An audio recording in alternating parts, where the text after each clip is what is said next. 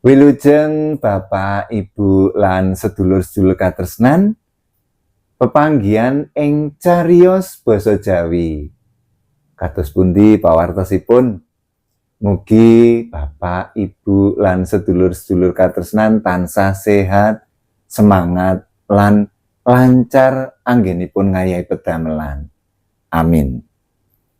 Ing wekdal niki kula badhe ngaturi cariyos Alaming Lelembut anggitanipun BP Sudarsono SG kanthi irah-irahan Macan Rah Tawu. Kados pundi lelampahipun? Sumangga sugeng midhangetaken.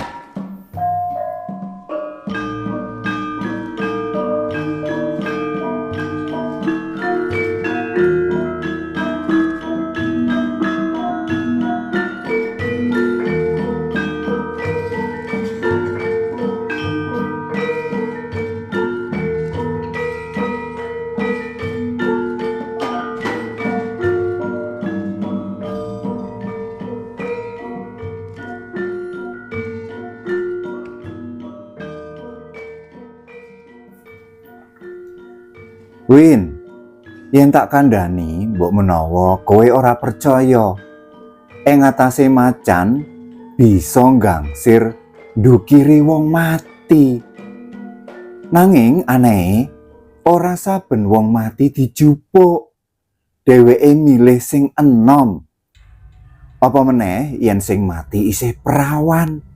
Jaminan mbok wis dijaga kae, kuburane mesti kebobolan. Sing luwih ndrawasi, ceritane penduduk ing desa kono, macan mau sok nerak pager ayu. Aneh, warga ing kono ora wani tumindak apa-apa. Kabeh mlaku apa anane. Sing lucu meneh, yen ketemu macan mau, mbok wayah awan malah padha sumingkir. Apa meneh yen wayah wengi, mbok raja kayane digondol macan mau, paling nyebute, wis dikersakake kiyaine. Dadi penduduk warga kono apatis. Kaya ngono mau kethokan critane Atmaja kancaku liwat telepon 3 dina kepungkur. Malah dheweke ngebang-bang aku. Apa aku wani mbedil macan mau kaya dene yen aku mbedil celeng sing rusak ngreridu petani. Pancen asring aku nuruti penjaluke penduduk sing lahan tetanene ana cedhak alas. Utamane mungsuh celeng sing rombongan ngrusak sawah tegalan ndadekake kapitunan. Kadangkala organisasi perbakin nganakake sayembara tumrap anggotane kanggo mbebedak celeng-celeng kuwi. Nanging kewan kidang ora kena diburu, kejaba yen populasine dianggep mbebayani. Nate biyen ana macan ing Gunung Banowati Banjarnegara sing turun gunung ganggu satu iwen penduduk. Bola-bali dipasangi jebakan dening warga, mesti mrojol malah tansaya ganas. Wani nubruk bocah angon nganti nandang cacat. Kepeksa anggota perbakin dikerigakake mburu macan mau. Mburu nganti 5 dina 4 wengi. Aku kasil mbedil macan loreng mau saka anggonku ngindhik ing dhuwur wit. Macan mau saiki dadi rerenggan ing ruang tamu sawise tak awetake. Kadangkala tamu sing durung nate sonjo ing omahku kaget ana macan posisi siap nubruk. Akeh bocah cilik sing jireh nangis yen ngerti macan awetan mau. Kanggoku macan mau mau dadi barang kenangan lan kebanggaan khusus kanggoku, kanggone anggota Perbakin. Mula kabar saka Atmaja ing Kudus kuwi gawe keri atiku, kepingin ngerti kaya apa wujude macan sing disebut iyayine kuwi. Apa meneh nalika Atmaja ngirimi aku guntingan koran terbitan daerah sing ngemot artikel bab macan rah tawu mau. Saya gembleng tekadku kepingin mungkasi petualangane iyayine kuwi. Surat izin berburu saka induk organisasi wis tak kantongi, asil negosiasiku karo pimpinan. Nanging ngajak kanca ora ana sing bisa melu. Werna-werna alasane. Ora dadi apa, aku bisa mangkat lan bebedak dhewe. Senapan buru lan teleskop wis tak teliti. Ubur rampe liyane wis ora nguciwani. Kari pamit karo bapak ibuku lan Diana pacanganku. Yen oke tinggal mangkat. Optimis Erwin Winata bakal kasil nggawa bali lulangi macan rah tawu. Saorane ing ruang tamu bakal ketambahan siji meneh hiasan awetan macan loreng. Kebeneran bapak lan ibuku lagi tindak tilik bulekku babaran ing Malang. Kurang luwih 3 dinanan. Mula aku cukup ninggal layang sing tak ditepake marang rewangku kanthi weling supaya diaturake yen wis padha rawuh. Aku ninggalake catetan nomor telepon Atmaja ben luwih percaya. Saliyane kuwi keluarga lan kanca-kanca gampang kontak aku liwat handphone. Zaman saiki komunikasi gampang. Mas Erwin, apa ya pancen wis kenceng tekate tenan arep mangkat? Aku kuatir macan sing kaya ngono kuwi dudu macan sakbaene, Mas. Mengko gek macan siluman penghuni alam gaib. Ambok ya dibatalake wae, Mas. Atiku ora tentrem. Aku ki samar yen panjenengan bakal ngalami bab sing nguwatirake. Tembunge Diana pacanganku aleman. Aku mung guyu. Sliramu kebios buku lan film horor wae, Jeng. Menungso bakal bisa ngalahake jin, setan apa siluman. Kuwi yen pancene macan siluman. Nanging yen kuwi macan tenan kaya ing Banjarnegara mbiyen, jarene kuwi danyange sing mbau reksa. Anyatane saiki dadi hiasan ing ruang tamuku.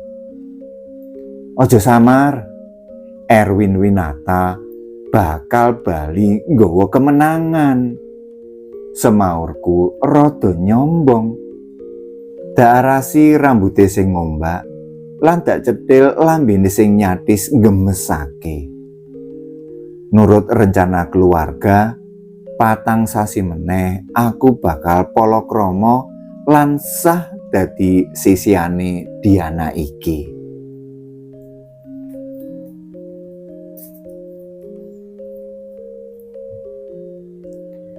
Jam 5 sore, jeepku wis markir ing plataran omahe Atmaja. Dheweke gita-gita metokake. Jangkrik kandhamu, jarine lagi tekan Kaliwungu. Durung ana 10 menit malah wis tekan kene. Aku mbok apusi ya. Aku guyu karo ngedunake ransel. Atmaja mbiyantu gawakake bedhil lan koperku. Wengi kuwi aku ngobrol ngalor ngidul werna-werna karo Atmaja. Bakune ngrembug bab kridane macan rah tawu. Kaselan mangan wengi, lawuh sate kebo khas Kutha Kudus sing mentas ditukokake pembantune. Wah, pancen nyamleng tenan. Nanging iki pancen rada misterius, Win. Sing tak kandhakake winginane kuwi dumadi tenan. Aku dhewe ya rada tida-tida. Apa macan kuwi macan tunggon? Macan klangenane Eyang Rahtawu. Tembunge Atmaja karo ngelus pipi. Lah, Eyang Rahtawu kuwi sapa? Pitakonku. Nurut ceritane pewayangan, Gunung Rahtawu kuwi pertapane Abiyasa Begawan, leluhure Kurawa lan Pandhawa.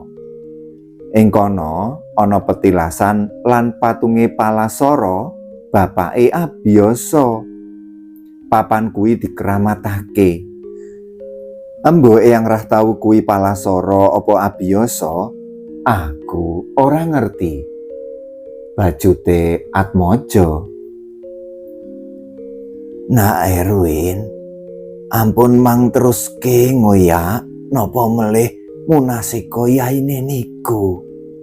Gedhe walake. Kula sing kelangan wedhus mawon ampun ikhlas kok. Pancen niku pun dikersakake. Salah kedadosane malah ndika kiambak mangke dados tumbale yaine. Ujare kami tuwa kasan nalika aku lan Atmaja nyanggrah ing omahe. Saka kami tuwa kasan iku aku tambah sesurupan bab macan Rahtawu. Yen Nak Erwin kepengin ngertos wujude yaine, mengke dalu nderek tukuran ten kuburane Darmi, anak satrine Kang Truna sing ngajal wingi siang. Sakite ndadak boten ketulungan. Mongko larene nggih manis tur semok. Malah ajeng kawinan wulan ngajeng niku. Katrangane kami tuwa kasan. Kabar mau pancen cocok karo sing dak rungu. Nalika aku lan Atmaja teka ing desa Rahtawu iki mau awan. Malah ana kabar slentingan yen jenate Darmi ditemokake ing Tegalan kanthi tatu cakaran ing dadane. Sajake mentas diruda peksa tanpa nglawan. Aneh bab iki ora diusut dening warga lan keluarga. Sajak padha pasrah.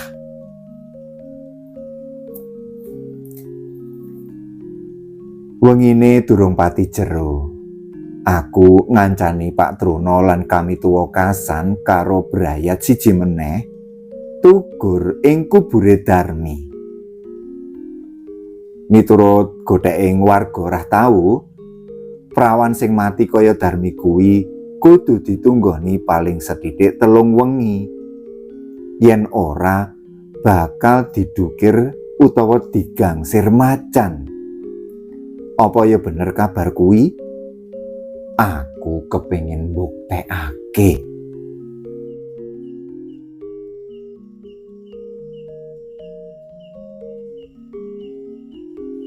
Bedil tak gegep sumadya yen macan kuwi wani mecungul metu. Atmaja pancen jirih. Ora sumbut karo umuke. Saiki malah wis ngringkel turu ing omahe kami tuwa kasan. Sing padha jaga katon kelakepan. Malah Pak Truna dhewe wis teklak-tekluk ngantuk. Liyane padha ketularan angop. Kanggo ngusir ngantuk, aku mlaku ngedohi Petromak. Wit-witan gedhe lan pathok kubur desa pating slengkrah kuwi njalari ati miris tumrape sing jirih. Mergo pakulinanku delajikan ing alas rungkut yen ngoyak celeng wektu wengi, njalari aku tatak. Nanging wengi iki atiku rada sirsiran. Kaya ana pangrasa yen bengi iki aku bakal ngalami kedadian gegirisi. Semeruntule tikus clurut nyenggol sikilku gawe kaget. Dak deleng tikus mau mara ing jirat kubure Darmi.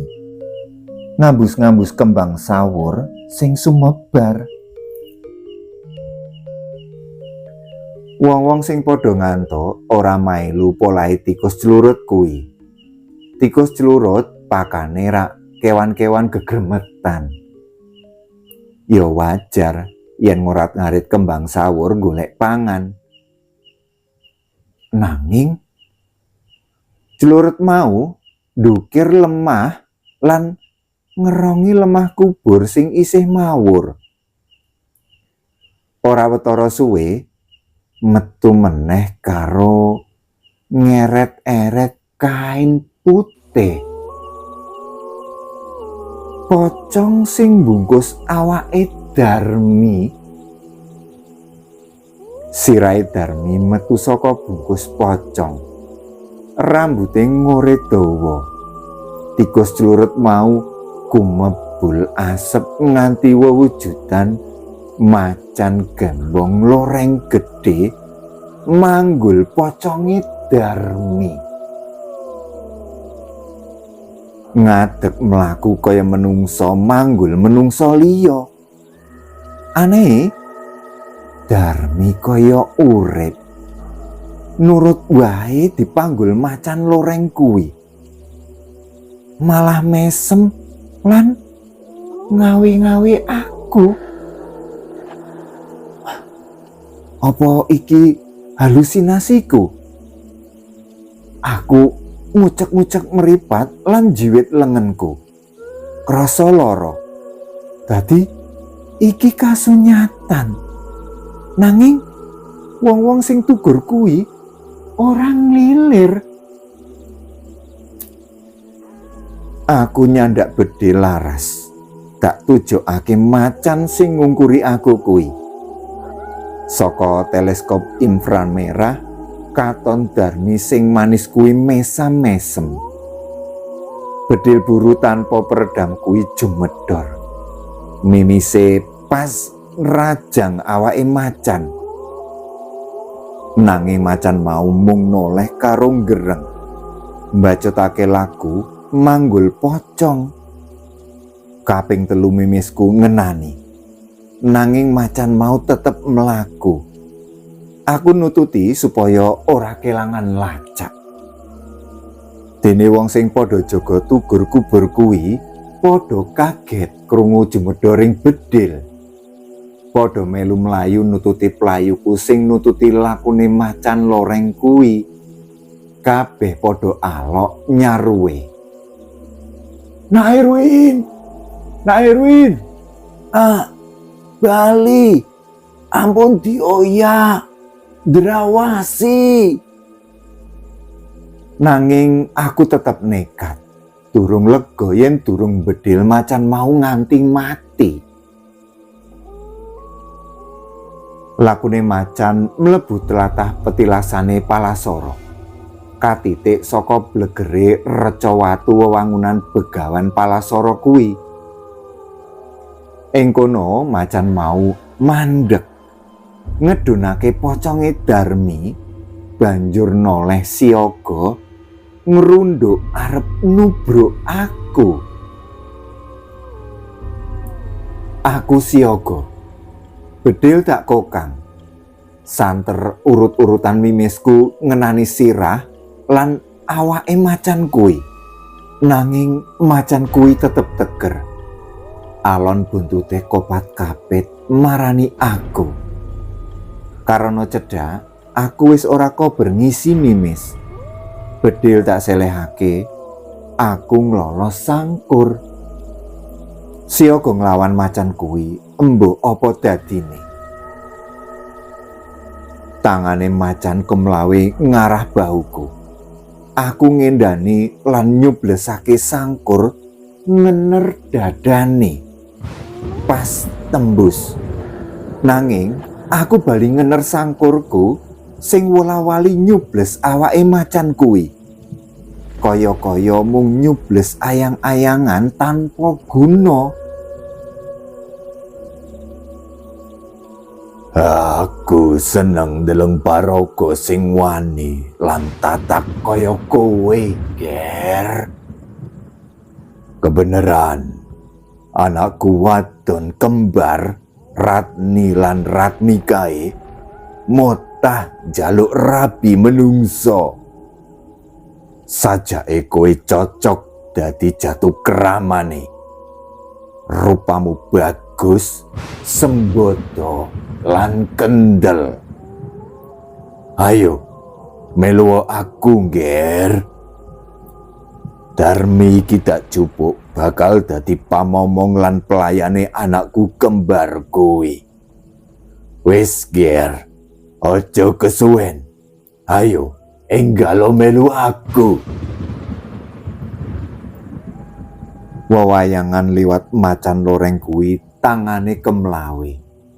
Nyekel awakku kaya diangkat mabur ing awang-awang.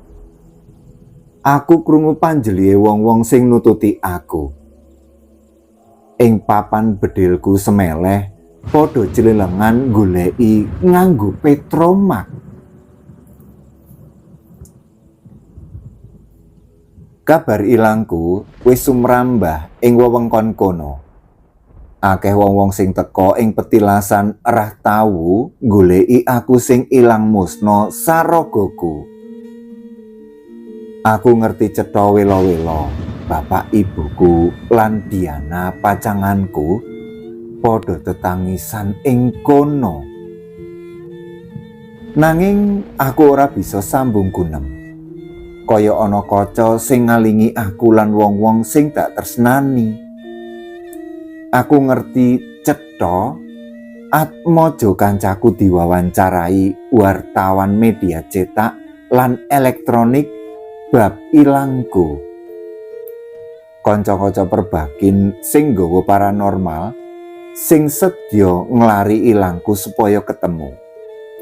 Nanging kabeh padha ora ngerti yen aku saiki lungguh pepasian ing Taman Endah Kembul Bojono karo Ratni lan Ratmi, kenya ayu kembar sing ngampingi lan resnani aku.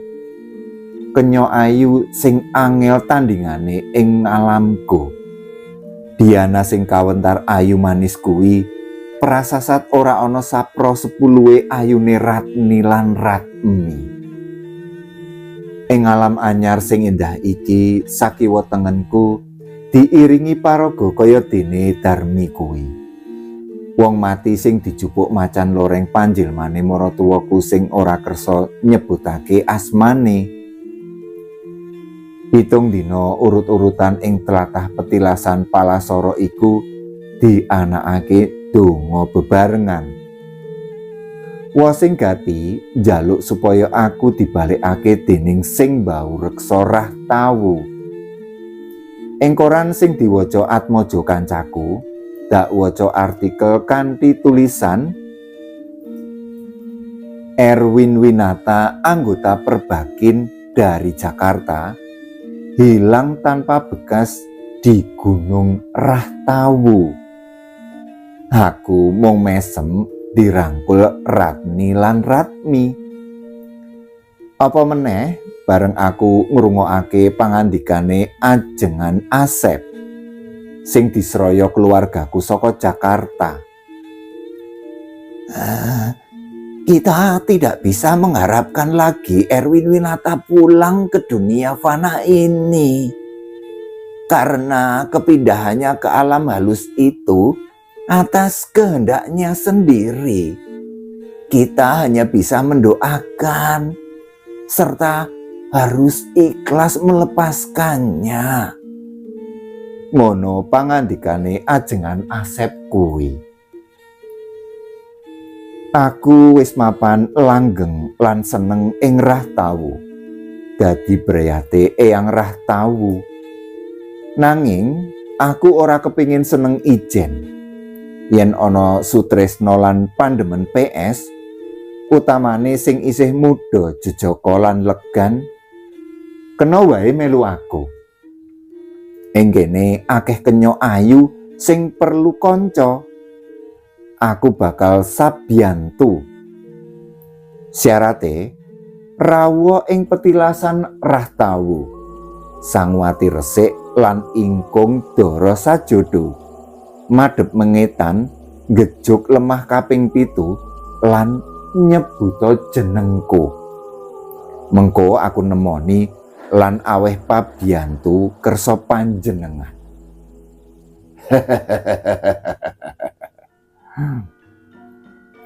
Cutel. Mekaten waosan saking cariyos basa Jawi. Mugi dadosaken panglipuraning penggalih. Cekap semanten kula nyuwun pamit. Matur nuwun.